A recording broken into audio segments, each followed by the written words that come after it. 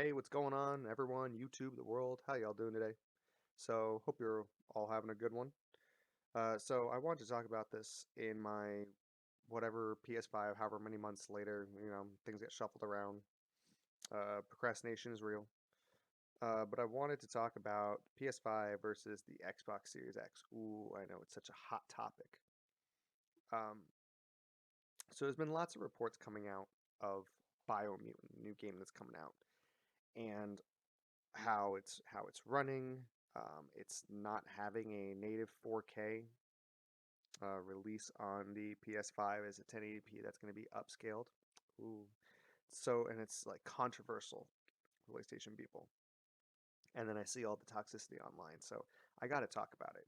So let's get into like what happened specifically there, but let's get into like the future of the next gen the current gen that we're in, the Series X and Series S, mostly a Series X versus the PS5. How do they stack up against each other? Why is the PS5 falling flat in certain areas? I'm going to give you a spoiler alert. I'm going to spoil the rest of the video right now. The end result is for the rest of the gen, until something comes out with the Fidelity XR or whatever it's called, Fidelity FX through, what's it called? AMD. Unless there's anything through there or some like mid-gen refresh,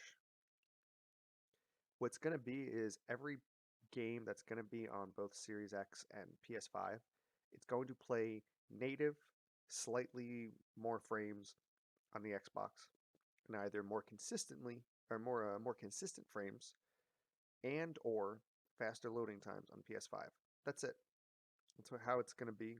So let's just get into a little bit. So the news came out straight from the developers of the new game Biomutant that they're not going to be having the game 4K on launch in native for the PS5. And that hasn't been a shock. Um, I don't believe Resident Evil 8 runs native. I don't think there's anything current gen that's come out that runs native 4K. Just saying it straight. Does it need to? I really don't think so as well. But so what they're saying is that it's 1080p upscaled. Anybody anybody who has an RTX graphics card in their laptops, desktop, whatever, and they're able to use DLSS on games. Most people will tell you that there's not really a difference right now with DLSS 2.0. Certain games, yeah, maybe. I think it was like Shadow of the Tomb Raider, Battlefield 5 that show like some hiccups and things like that. Control does look a little different, a little more wonky in last gen. But I've used the DLSS for some of the games I have for it. Ghost Runner, I've used it for Control as well. I've used it on Fortnite to check out and see how it runs. I don't see a problem with it. I don't, you know, for anyone who hasn't like who's just been a console gamer and you just got your PS5 and you're getting told that it's not native and you're freaking out, it's not that big of a deal, especially as much as you think. And the Series X can do it. It can run native 4K. Is that always the better thing? Not really. So when the Series X and the PS5 first came out, everybody went to backwards compatible games. Everything got a boost, and they saw the difference of like how they played and everything. And Xbox has been getting a lot of past gen titles to 60 frames or 4K 120 depending on how old the game is and everything. And I would really expect something like the Series X to be able to run Dishonored at 120 frames. It really it should be. If it's not that powerful, that would be a problem. But take the case of Sekiro: Dies Twice. Shadows Die Twice. Wow. Native 4K versus an upscaling solution is not always the best answer. It's the answer that Sony had to take because their GPU is not as powerful as the Series X. That's not my opinion. It's facts. All right, an RTX 2060 is not faster than a 2080. It's a fact. That's it. Is there certain models that can clock pretty high? Are there certain 2080s that clock slightly low, or if something's wrong with it, or the thermal paste is dried up or something? And Of course, you can have those situations, but in no real world application are two brand new out of the box GPUs of a 2060 and a 2080 going to be equal. And that's not saying that here because they're the besides all the stuff that they've done to make the console work, the PS5s is a weird one. It's like from what I've heard, it's like a 1.5, so it's somewhere in between RDNA 1 and 2, taking certain technology. But regardless, it's weaker. Okay, so why is it able to even on some level compete with it? Well, the way that it does it, the way it does the checkerboard upscaling, same thing that PS4 Pro does, and it works. I haven't had a problem with anything except for like ray traced Miles Morales, and then like game bugs for ones that have them, but no problems at all. So it's not really an issue, and I know everybody's freaking out over this. Like, leave the Biomutant developers alone. All right, there's literally like what they say, 20 or 30 people in their team. It's not a AAA title.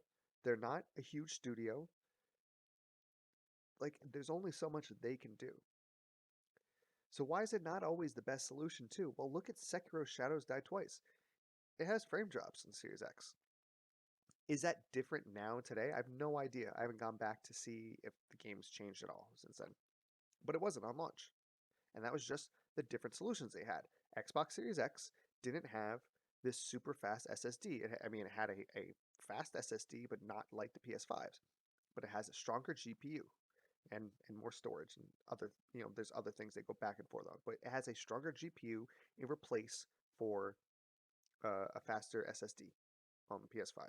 The only reason the PS5 is able to actually keep up with most of the titles, like pretty neck and neck, is because of the checkerboard pattern that they've done. If they didn't do that and they ran it native, the PS5 would be really struggling against the Series X in comparison. But since Sony made that smart decision, it's able to go neck and neck, toe to toe, whatever. Now, in the case of something like Resident Evil 8, that came out, and I remember as soon as it was out, day before, so many articles showing up of like the Resident Evil 8 plays plays at higher frames on or a higher resolution than the PS5. It's like no shit. That's not, it wasn't what we were expecting. If the Series X loaded Resident Evil 8 faster, then that would be like, oh shit, I should click on this and see what's going on, because that's something new. It's something that shouldn't be happening. So it's just the reality of what the rest of the rest of the games going forward is. It's how it's going to be. Look at every game that's come out. Brand new games like Watch Dogs Legion, Valhalla, Assassin's Creed Valhalla, Cyberpunk, um, Avengers that was in September. Then you've got like Resident Evil 8. Look at this Biomutant now. Call of Duty, whatever it was, Black Ops something, Cold War. Look at these games. It's the same thing consistently. And when we talk about weaker, people are like freaking the fuck out. It's like, it's weaker than that? It's like, yeah, duh. Duh. Look at the specs. Of course it's weaker than it. When people are freaking out over like 10% slower, 5 to 10% slower. Like, it doesn't matter. It doesn't matter. There's like no fanboying aside. Who gives a shit? Does it not run in 4K at all? Hey, we can't even get it with the checkerboard pattern. Then that's a problem. Hey, we have to cap it at 30 frames. We don't have a choice for the 60 frames. We don't have that all. Well, that's not what that system was advertised for. It's advertised for current gen 60 frames per second, even if there had to be like certain cutbacks and things like that. None of that's happening. So every single PlayStation 5 user who's like freaking out and like attacking Biomutant devs and everything, like, chill your fucking balls and shut the fuck up. Like, this is gonna be how it's gonna be for the rest of the console generation. It's slightly weaker hardware. Yeah, you get an actual controller that's an evolution of what was the previous generation. You get a faster SSD. You get actual exclusive games and good ones too. It's like, chill the fuck out. It's okay. They have Game Pass and a slightly stronger system, and it has more internal storage. Okay, it can go up to 120 frames on certain things. They haven't unlocked that yet with the HDMI 2.1. It's, everybody just needs to like literally just chill the fuck out. So that being said, for the future of the console generation, this is how it's going to be. You're gonna have to get used to it. If you don't like it, too bad. Go spend $3,000 on an RTX 3090 and build a computer around it, and there you go. You can have in the top of the line gaming experience.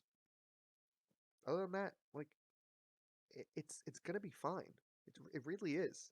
If you look at a checkerboard 4K versus non-checkerboard, it's not really that much of a difference, especially while you're playing. There is no difference. If you're looking at it side by side, like at a 2 to 300% zoom, like look at a Digital Foundry's video. Like every single PlayStation 5 user that's freaking the fuck out. Go watch a Digital Foundry video from the last 6 months of what they've been doing. Look at it. There's no fucking difference. Chill the fuck out. Leave the devs alone. Stop being toxic assholes. And get on with your fucking day. You're gonna play the game fine. You have a PS5. Be happy about that. So that's it. I just want to tell people to just get ready. This is going to be the rest. This is going to be the future of the rest of the generation. That's how it's going to be. And if you don't like it, like I said, go buy a 3090. That's at two and a half times the price and build a computer around it. Go ahead. So that's it, guys. Till next time, have a good one.